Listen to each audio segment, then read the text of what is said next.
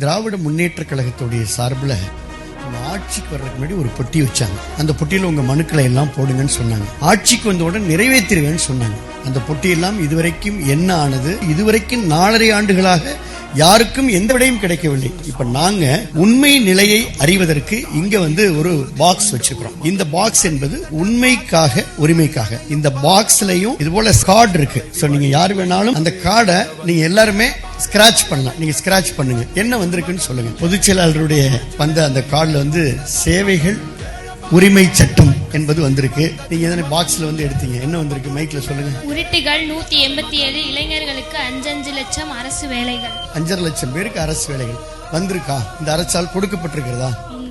இல்ல. உயர்நிலை பள்ளி மற்றும் கல்லூரி மாணவர்களுக்கு 4G by 5G இணைப்பு மற்றும் 10GB டேட்டாவுடன் கூடிய டேப்லெட்டுகள் வரல. உருட்டு 262 35 வயதுகளுக்கு மேற்பட்ட திருமணமாகாத பெண்களுக்கு அரசு வேலை. உருட்டு 322 ரூபாய் 1500 முதியோர் ஓய்வூதிய திட்டம் வந்திருக்கா? இல்ல சார், இல்ல. டீசல் உள்ள குறைப்புன்னு வந்திருக்கு எனக்கு. ஆனா அவங்க சொன்ன வாக்குறுதியை நிறைவேற்றல. உருட்டு 360 படிப்படியாக மதுவிலக்கை அமுல்படுத்தப்படும்.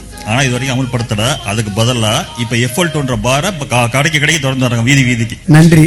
பத்திரிகையாளரே சொல்லிட்டாங்க. உருட்டு 262 35 வயதுக்கு மேற்பட்ட திருமணமாகாத பெண்களுக்கு அரசு வேலை. உருட்டு 239 அனைத்து ரேஷன் அட்டைதாரர்களுக்கும் சலுகை விலையில் 3 LED பல்புகள் வழங்கப்படும். இதுவரைக்கும் கொடுக்கல சார். உருட்டு 376 தமிழக சட்டப்பேரவை நிகழ்வுகள் நேரடியாக ஒளிபரப்பப்படும். கிடைக்கல. சட்டமன்ற எதிர்கட்சி தலைவர் பலமுறை இதை கோரிக்கை பண்ணி வெளிநடப்பு செய்து நீதிமன்றத்தில் வழக்கு தொடுத்தும் இது நிறைவேறாத வாக்குறுதி. திராவிட முன்னேற்ற கழகத்துடைய தலைவர், இந்த ஆட்சியினுடைய முதலமைச்சர் திரு ஸ்டாலின் அவர்கள் 99% வாக்குறுதிகளை நிறைவேற்றி விட்டேன் என்று சொல்லுகிறார். இப்ப நீங்க ஸ்கிராட்ச் கார்டுல நிறைவேற்றிருக்கிறாங்களா?